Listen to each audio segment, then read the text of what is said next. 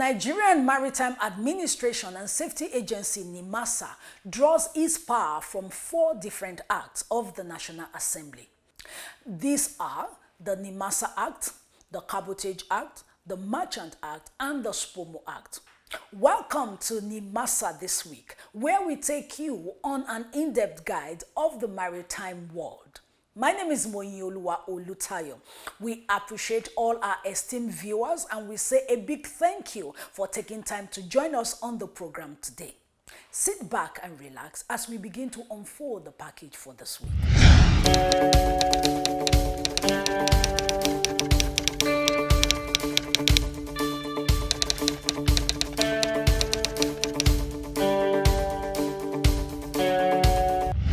Any vessel operating coastal voyage in Nigeria must mandatorily have on board the following: vessel logbook, vessel port of call, vessel particulars, which include registry certificates, safety equipment certificates such as safe manning certificates, builder's certificates, load line certificates, tonnage certificates, radio certificate, insurance certificates, classification certificates, passenger ship safety certificate, service certificate, cargo ship certificate, and waiver certificate or receipts. Vessel owners, captains, shipping agents, and members of the public are advised to note and comply. The program is still Nimasa this week, and we say thank you to those who are just joining us. Stakeholders management is a major deliverable of the current management at Nimasa. Engaging with stakeholders helps to navigate stakeholders' interests effectively. It limits conflicts and also increases the chances of project success. To achieve the aforementioned, the agency's management has continued to engage various stakeholders, and the latest set are the Nigerian maritime media. The meeting was a robust one, and as expected, it was actually more of a question and answer session as the Director General, Dr. Dayo Mubiriola, was put on the spot on several issues in developing the Nigerian maritime industry. Take a listen. To promote greater understanding and collaboration, the Director General of the Nigerian Maritime Administration and Safety Agency, Dr. Dayo Mubiriola, met with maritime media stakeholders in Lagos this week. The event was well attended, with the hall filled to capacity. The DG, accompanied by his executive directors, took their seats facing members of the Fourth Estate.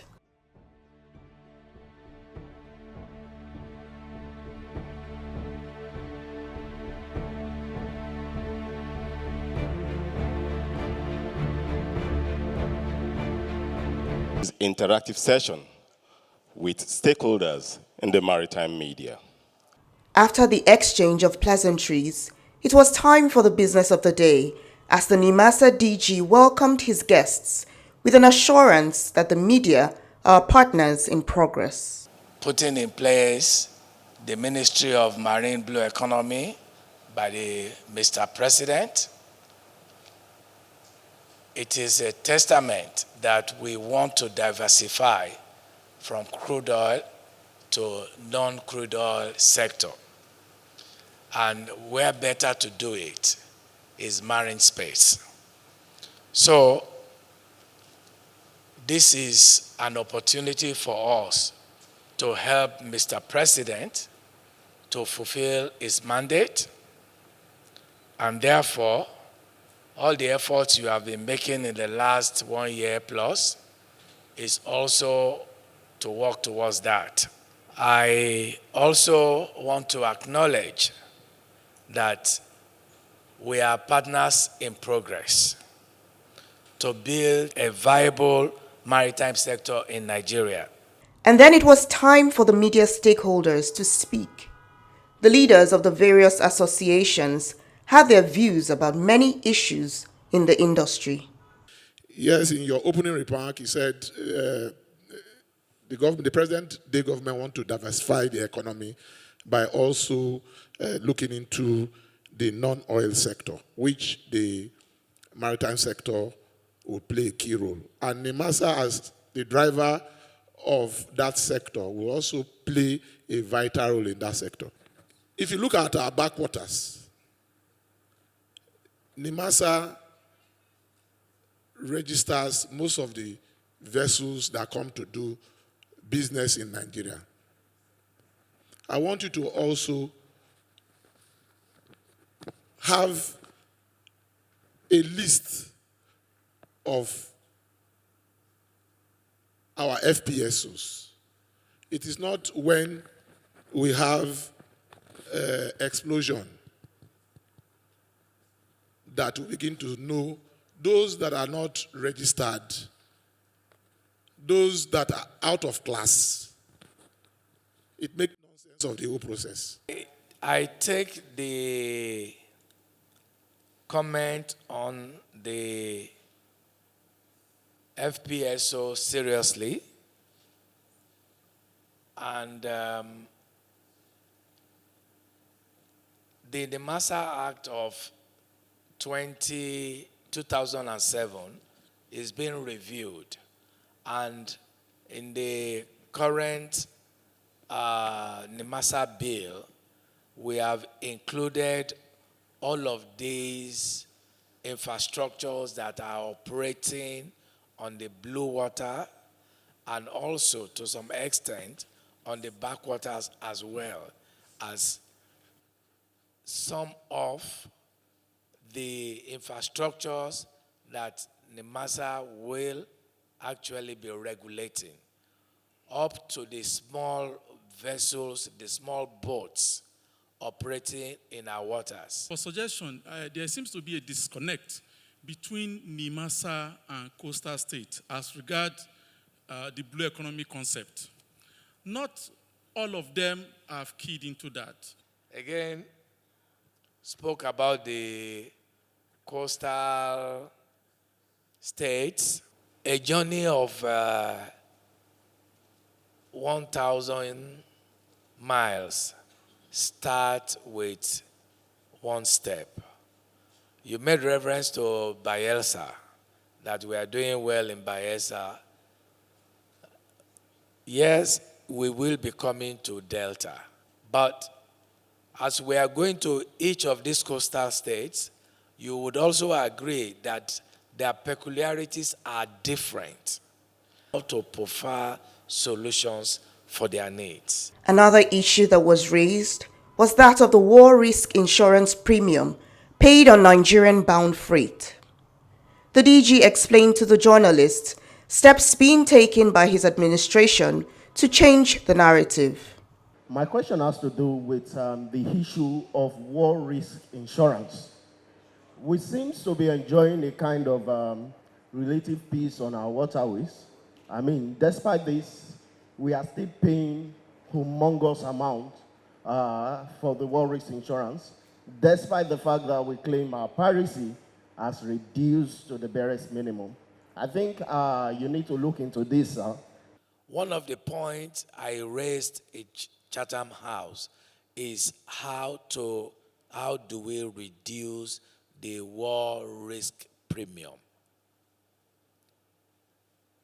And in all honesty, Nigeria alone cannot do it. We need the international maritime organizations to be with us, because the world risk premium is not set by, it's a cartel on its own.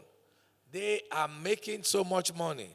They would rather keep it as it is. Even if we have zero privacy, no sea robberies for the next 10 years, if we don't force the issues, they will continue to charge us. But in order to force the issues, we want our international partners to go with us to meet these insurance companies and said, yes, from the past 3 years, there had not been piracy, there had not been sea robberies, and therefore, these war risk premiums must come down. We've engaged them. We are taking it to United Nations, and United Nations are going to support us, and we will be able to take it to the insurers who would have no choice but to reduce it. The Nigerian Seafarers Development Program also came into focus. Questions were asked And the DG assured Nigerians that Nimasa is committed to ensuring Nigerian students get quality education anywhere across the globe. There was also a question on COC, which is the sea training of the cadets. Again, bear with us. There are many options. It is just too early for us to put these options out here without engaging fully and having a watertight agreement with the people who are going to train this cadet on the sea training part of it. But I can assure you very soon, these young beings, energized and willing to work, will be given opportunities. And beyond that, we know the benefits. I have read about the benefits of the seafarers in Philippines, in India, where we know that the seafarers repatriate $26 billion annually back to the country. And are the seafarers better than our own Nigerians, cadets? The answer is no. Our cadets speak good English. They are hardworking. They are intelligent. They would, once they get the right training, right certification, and the good thing is, the international shipping industry is even looking for very, very good seafarers. Centurion University cadets. Let me address it pointedly here that we have not said that those students are coming back home. What we are doing is that we are reviewing the processes of how the school has been engaged. The much talked about Cabotage Vessel Financing Fund was also in focus as Nimasa's position on the funds was clarified by Dr. Mubiriola. If you remember 25 years ago, when some of these resources were disbursed, they were lost. One, they were given to the wrong people. Two, there was no benefit to the nation. Three, there was no benefit to the ship owners who were contributing it. So, in this case, we are looking at opportunities to ensure that the CVFF, when we start to disburse it, it will be for the benefit of shipping promotion in Nigeria. At the end of the session, the journalist would not go without another round of interviews. The Nimasa DG obliged accordingly. President of Nigeria has given us the mandate to do is to strengthen the Deep Blue Project and also to work intensively with all the military apparatus and also expand the assets. Because if you would remember, about 3 months ago, the continental shelf of Nigeria was increased by 20 nautical miles, which is actually the size of Lagos. So that's another area for us to cover in terms of maritime security and safety. So We need equipment, we need resources, we need manpower to do all of this. This media stakeholders engagement is considered a crucial step in building transparency, trust, and a shared commitment in the future of Nigeria's maritime sector. This gathering marks a pivotal moment where dialogue meets action, setting the stage for an era of innovation and progress in the maritime administration.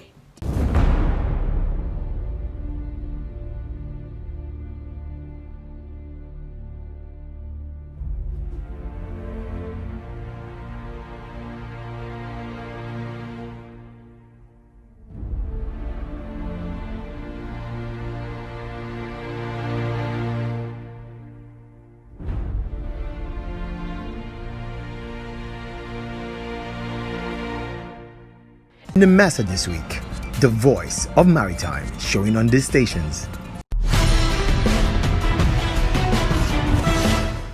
Still on the program, the executive management of Nimasa this week played host to the National Single Window Project team from the presidency. Mr. Tola Fakolade led the team to engage Nimasa management on how best to achieve a single window for the entire Nigerian maritime industry. And Nimasa is completely on board with this project. The Nigerian Single Window Trade Portal is a cross-government website that opens a new era for trade facilitation by offering a single portal for trade actors, both Nigerian and international, to access a full range of resources and standardized services from different Nigerian government agencies. The portal facilitates trade by offering a platform for users to submit trade documents and track their trade transaction status online, amongst others. The project team from the presidency was at the corporate head office of the Nigerian Maritime Administration and Safety Agency, Nimasa, to engage the management of the agency on how best to implement the single window for the maritime sector. So the plan is to finalize the whole procurement process for that by end of October. And then the second priority we have is the stakeholder engagement, as we mentioned. We still have a few organizations, MDAs that we need to visit, and we need to ensure that we continue to build that relationship. Third is the operational assessment. So the operational assessment is split into 3 areas. One is we actually want to go on site into each of the agencies. We want to understand really what are the processes that exist, because some of these processes will also be built into the single window platform. What are the processes that exist today? Are there documented processes, or do we have to work with the team to document those processes? Then IT readiness, what are the systems that exist today? How much of those processes are manual, how much of those processes are automated? In a leap towards promoting connectivity in the maritime sector, the International Maritime Organization, IMO, announced the mandatory maritime single window. As of January 1st, 2024, governments worldwide are obligated to employ this digital platform for efficient information exchange between ships, ports, and government agencies. You need to really take your time and bring them on board in understanding and granulate everything to them. The importance of single window is enormous. It's so enormous that single window is such that if I want to export my cargo in the US or something, I go online, put it in the details of my bill of lading and everything. Before the cargo gets to the port, the Nigerian custom would have issued their bill to me. And more than likely, I will have paid. The variance is when the scanner goes through, when it goes through the scanner, and then there's something, there is variance. At that time, even the cargo will still go, but you will bear the extra. The maritime single window, which comes under the Convention on facilitation of international maritime traffic, FAL, streamlines processes for ship arrival, stay, and departure, with the hope of boosting the efficiency of global shipping. According to IMO Secretary General Arsenio Dominguez, digitalization is critical for greater efficiency in shipping. I have gotten a very good grasp of what the single window is all about. From my own understanding, I can see this is a new thing that's about to happen to our country. And from my experience, naturally, people resist new ideas. How do you want to make it look attractive? I'll try to break it down a little bit. It's very similar to when we want to install the software on our computer system. There's usually a minimum requirement of what should be the hardware, what should be the memory of the system of which the software is being installed. Single window is also like that. I'm so happy to hear that. So thank you for coming, and may God be with us all. The Maritime Single Window delivers information between ships, ports, and government agencies quickly, reliably, and smoothly.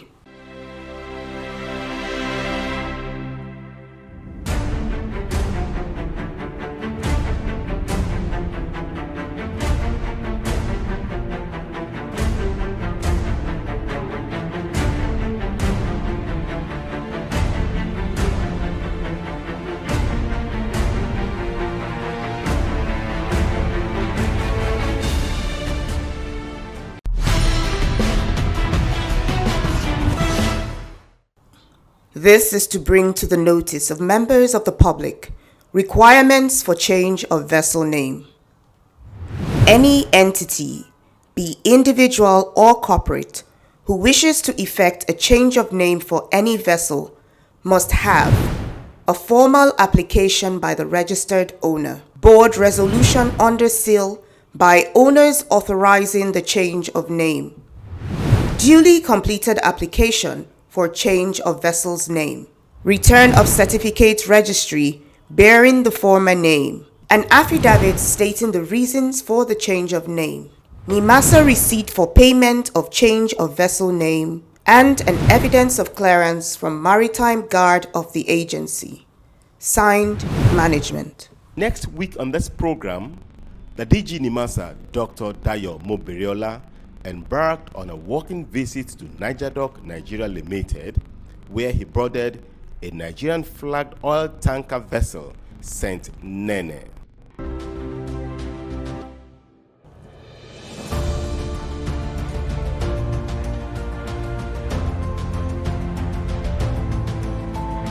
We have capacity, and we want to continue to exhibit that capacity so that not only Nigerian vessels will be coming here to dry dock, we want foreign vessels to also come and dry dock in Nigeria as well. I think the DG has said it all. So we are being Nigerian company. We would like to, and this is something that we have always been doing. You can see if you look at from your camera, this is we are standing on a vessel that just came out of a dry dock, and we have another of our ship in our fleet which is presently in the dock.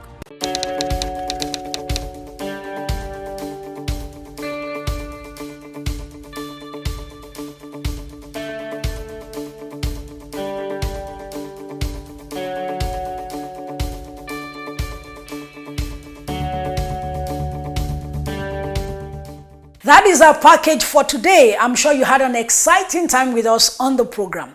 Let me leave you with this message that the maritime zones recognized by international law include internal waters, territorial sea, the contiguous zone, the exclusive economic zone, EEZ, the continental shelf, and the high seas. Until we meet again on the same platform, the same channel, bye for now.